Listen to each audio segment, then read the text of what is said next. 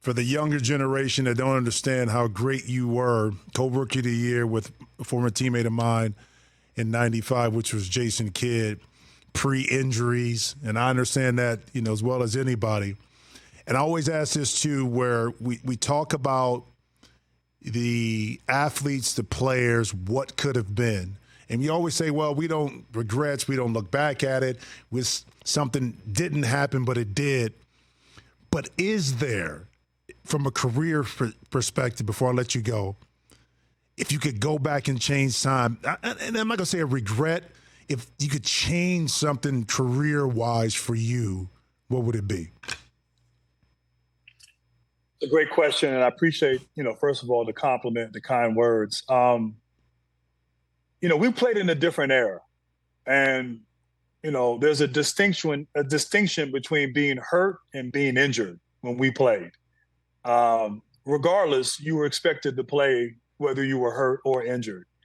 That has changed now. Now we protect our investment. We, workload and rest, rest management. What's the term? Load management.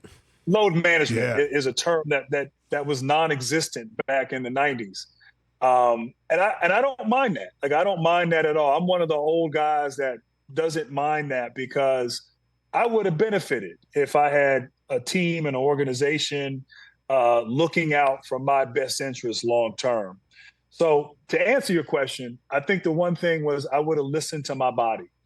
And, Otis Thorpe, who I was a veteran when I played in Detroit, won a championship with the Houston Rockets, a great teammate, a great leader. He used to tell me when I was young, your body talks to you. You just have to learn how to listen to it. And I didn't listen. I didn't trust my instincts.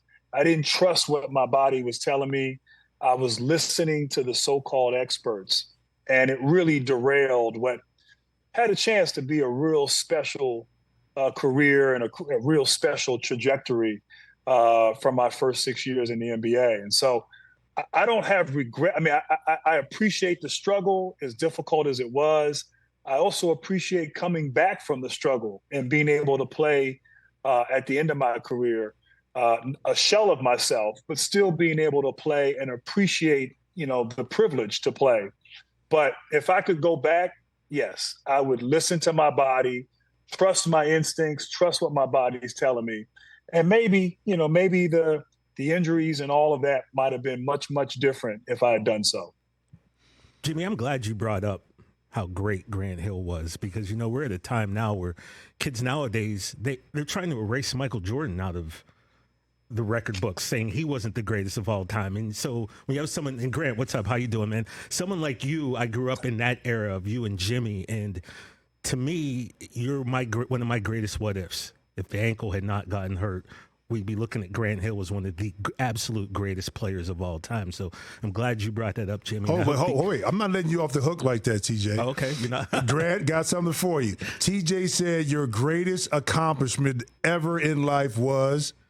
Well, I mean, you won national championships and you were a great basketball player in the NBA, and everything you've done post-basketball. But Grant, let's be honest, the greatest accomplishment was you pulling Miss Tamina. I feel like at a certain age, we knew, and we went, that Grant Hill's the man right there. Right? So respect. Hey, I appreciate that. And let's just say I was an overachiever. And, I overachieved with Tamia for sure. Yeah, can you sing, Grant? You try sometimes. I see you posting stuff and you dancing. Are you a shower singer, or do you sing in the studio with her sometime? Or she say, Grant, get out of my face. Yeah. Tamia says that I can't even sing in the shower. That's how bad I am. And sometimes when I try to sing, she's like, are you trying to be off key? Like you have to work to be off key. And I'm like, no, babe, I can do it with ease. But now with her singing, you really don't even want to sing. It's like why should I even try to sing when, she has a voice like that? You don't even want to do karaoke with her. It's like, it's no fun. Hey, Greg, does it get old? Are you like, man, I don't feel like hearing that today, man. That's just to me. That's, does it? Yeah, you know what's funny? Be careful now. Be careful with this. She's obviously has a great voice, and like anyone, she's here's a song, she's always singing it, humming it. We could be in the kitchen, we could be in the car, we could be just she could be in her closet and she's singing, and she's always singing. And sometimes you're like, hey, can I just think for a sec, But the most important thing, she can, I'm like, wow, she's singing this song on the radio and she sounds better than the actual singer. And so sometimes most of the time I do wow, she's got an incredible voice.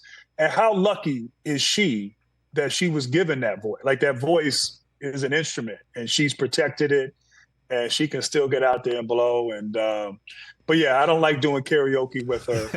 I don't like singing in her presence at all. Catch the Rich Eisen Show every single day on the Roku channel, 12 to 3 Eastern, for free.